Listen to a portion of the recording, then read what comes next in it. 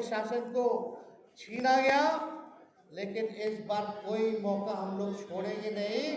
किसी भी सूरत में हम लोग आने वाला, चाहे नीतीश कुमार जी या इंडिया के लोग 24 में चुनाव करा ले दिसंबर में, या 25 के नवंबर में राष्ट्रीय जनता दल और महागठबंधन की सरकार बनना बिहार में तय।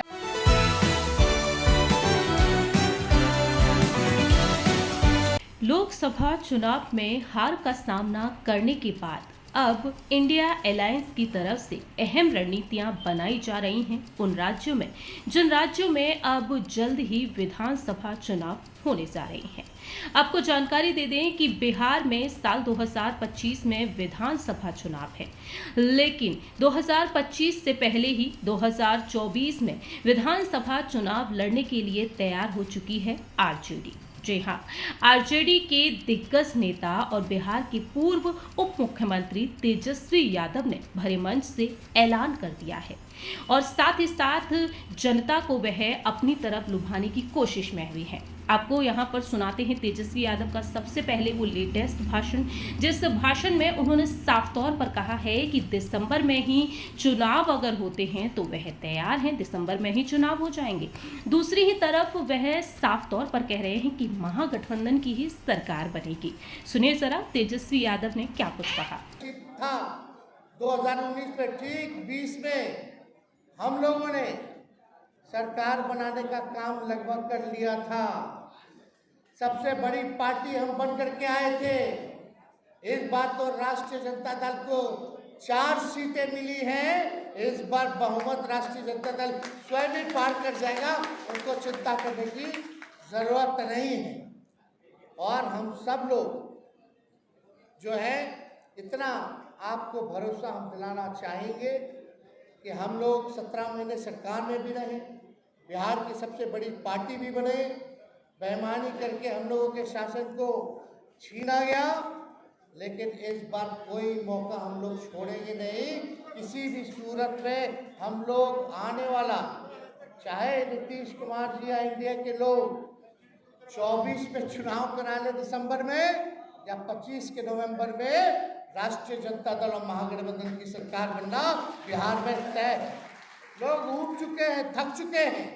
बिहार के शासन से, प्रशासन से कोई काम नहीं हो रहा। थोड़ी सी बारिश हो रही है, पुल गिर जा रहा है, क्या क्या हादसे हो रहे हैं, महंगाई चरम सीमा पर है, बेरोजगारी है।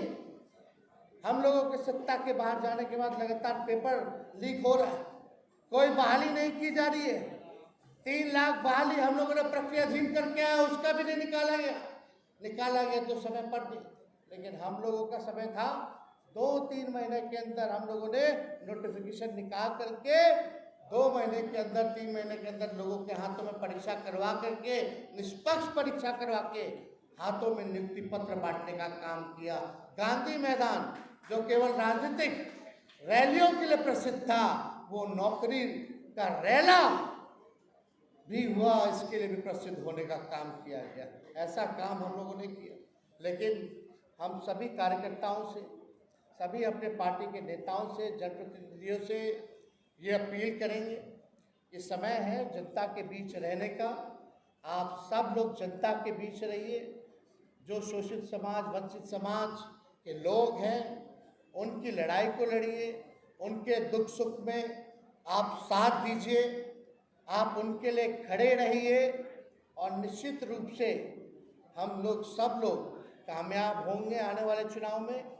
और 15 अगस्त के बाद हम खुद जनता के बीच रहेंगे और यात्रा पे निकलेंगे बिहार के हर एक जिले, और हमारी कोशिश रहेगी कि सारे विधानसभा में हम घूमने का काम करें। वो भी योजना जो है आप लोगों के बीच जो है बता दिया जाएगा। और हमें पुनः राष्ट्रीय अध्यक्ष जी लालू जी को हम धन्यवाद देते हैं कि इन्होंने पार्टी सींची, इन्होंने 3 प्रधानमंत्री बनाया, कई लोगों को मुख्यमंत्री बनाया। हम लोग सब लोगों का इनका आशीर्वाद साथ हमेशा मिलता रहा है, और जिस हिसाब से इन्होंने पार्टी को आगे बढ़ाने का काम किया, अब हम सब लोगों के जिम्मेदारी बनती है, क्योंकि पार्टी ही माई बाप है। पार्टी अगर नहीं रहेगी, ना आप रहेगा ना हम रहेंगे, तो इसको और मजबूत करने के लिए, आगे बढ़ाने के लिए और राज्यों में पार्टी का विस्तार करने के लिए हम सब लोग जो है जी जान लगा करके मेहनत करेंगे। और जब तक सफल नहीं होंगे हम चुपचाप बैठेंगे नहीं। इसी संकल्प के साथ आप सभी नेताओं को, कार्यकर्ताओं को हम शुभकामना पुनः देते हैं कि 27 साल का सफ़र पूरा हुआ है। लंबा एक सफ़र हम लोगों ने आप सब लोगों के साथ, हम सब लोग मिलकर के राष्ट्रीय अध्यक्ष जी के नेतृत्व में तय किया है। और ये हम इतना कह सकते हैं बस शुरुआत है।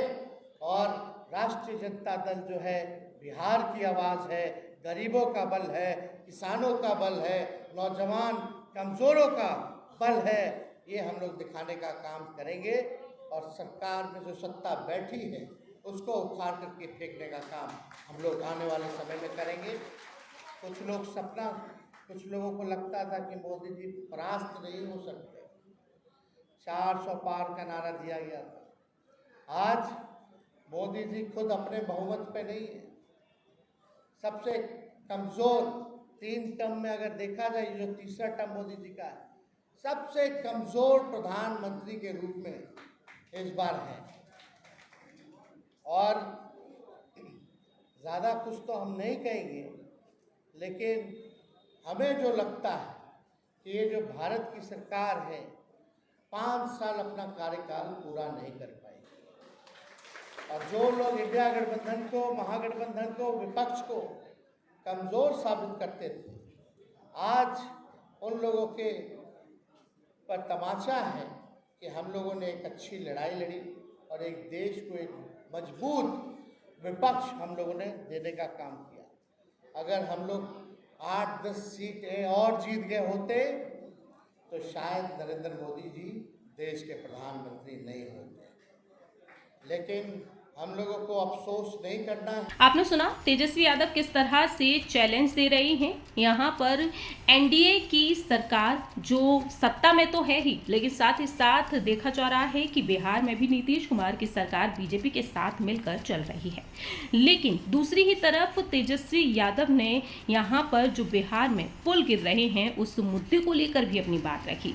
सुनिए जरा यहाँ पर उन्होंने क्या कुछ कहा, नीतीश सरकार पर किस तरह से हमला बोल दिया और कैसे वह चैलेंज देते हुए नजर आ रहे हैं। डबल इंजन की सरकार है और लगभग 20 दिनों के अंदर 1 दर्जन से भी ज्यादा पुल जो है गिर चुका है।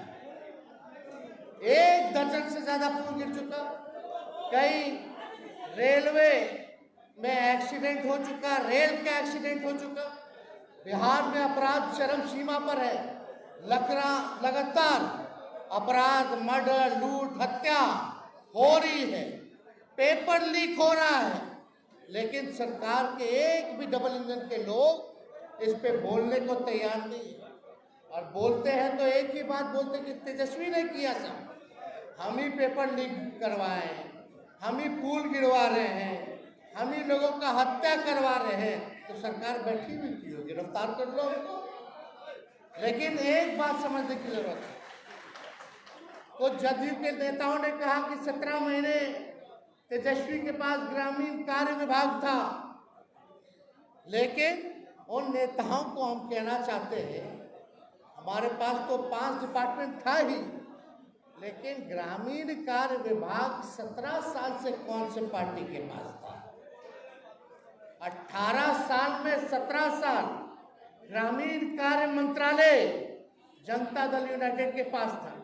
और हम चैलेंज करते हैं मुख्यमंत्री जी को या भाजपा के नेताओं को कि जरा स्वीकृति, जो पुल गिरा है उसकी स्वीकृति कब हुई है, उसका टेंडर कब हुआ है, उसका शिलान्यास कब हुआ है, उसका उद्घाटन कब हुआ है, वो तिथि जारी करते, दूध का दूध और पानी का पानी हो जाएगा। कौन भ्रष्टाचारी है यह तय हो जाएगा। लीड पेपर का घोटाला हुआ, हम लोगों पे आरोप लगाएंगे, पता नहीं कौन से ख्वाब में ये लोग जी रहे। आप देखिएगा सारे भाजपा के नेता, जदयू के नेता के लोगों की संलिप्तता इस नीट घोटाले में पाई गई है। अब तो केस सीबीआई के पास चला गया, कई गिरफ्तारियां हुई, कई जदयू के लोजपा के नेता फरार चल रहे हैं। लेकिन कुछ लोग हैं जो बिहार में कुछ भी होता है बुरा तो चाहते हैं कि हम लोगों के सर पर माथे पर लाद दिया जाए। लेकिन बिहार के लोग होशियार हैं, जागरूक हैं, समझदार हैं, वो सब बातों को समझते हैं कि क्या हो रहा है। इसका जवाब आने वाले समय में बिहार की जनता देने का काम करेगी।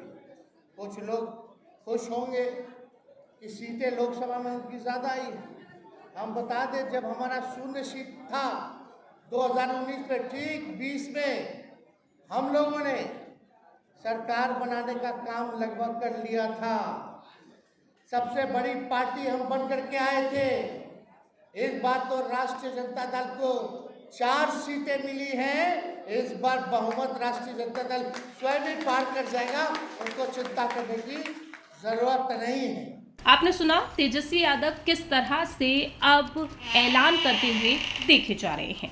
आपको बताते चलें कि आरजेडी के लिए आज का दिन काफ़ी अहम है। आरजेडी आज अपना 28वां स्थापना दिवस सेलिब्रेट कर रही है और इस मौके पर पटना में पार्टी ऑफिस में लालू यादव और तेजस्वी यादव को चांदी का मुकुट पहनाया गया। इसके साथ ही लालू प्रसाद यादव ने अब आरजेडी की बागडोर तेजस्वी यादव के हाथों में सौंप दी है। लालू प्रसाद यादव ने पहली बार कहा है कि तेजस्वी अब इस पार्टी को आगे ले जाएंगे और बिहार में सरकार बनाएंगे।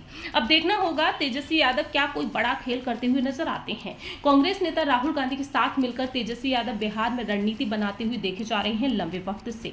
बेशक लोकसभा चुनाव हार गए हों महागठबंधन की तरफ से, लेकिन अगर बात की जाए यहाँ पर राज्य स्तर पर चुनाव के बारे में, तो विधानसभा चुनाव में आखिरकार इस बार तेजस्वी यादव और राहुल गांधी की रणनीति रंग लाएगी या फिर नहीं, ये देखना काफ़ी ज़्यादा दिलचस्प होगा। फिलहाल इस खास रिपोर्ट में इतना ही। देश और दुनिया की तमाम खबरों के लिए आप देखते रहिए UIP न्यूज़। धन्यवाद।